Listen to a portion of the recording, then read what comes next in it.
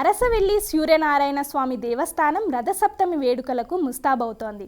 ప్రతి ఏడాది రథసప్తమి వేడుకలకు లక్షలాది మంది భక్తులు తరలివస్తారు. ప్రత్యక్ష దైవమైన స్వామివారి నిజరూపాన్ని దర్శించుకుంటారు. రథసప్తమి వేడుకలు 3 రోజులు జరగనున్నాయని ఎమ్మెల్యే శంకరరావు వెల్లడించారు. ఆలయాన్ని రంగురంగుల విద్యుత్ దీపాలతో సుందరంగా అలంకరించామన్నారు. ఈ వేడుకలకు వచ్చే భక్తులు అరగంటలోపే దర్శించుకునేలా చర్యలు తీసుకున్నామన్నారు. ప్రత్యేక క్యూ లైన్లను ఏర్పాటు చేశామన్నారు. అరసవల్లి శ్రీ సూర్యనారాయణ స్వామివారి దేవస్థానం యొక్క ప్రముఖ పండగ రథసప్తమి.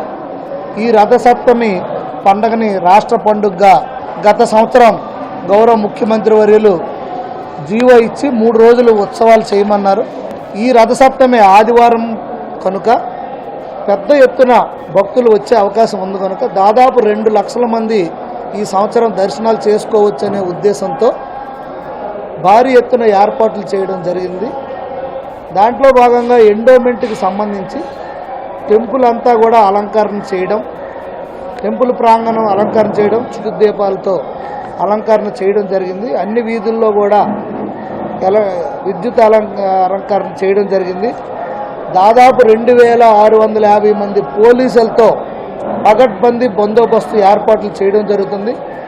ఆలయం లోపల కూడా పిల్లల కోసం 1000 లీటర్ల పాలు కూడా సప్లై చేయడానికి ఏర్పాట్లు చేశాం. 30,000 వాటర్ బాటిల్స్ ఇక్కడ ఏర్పాటు చేయడం జరిగింది.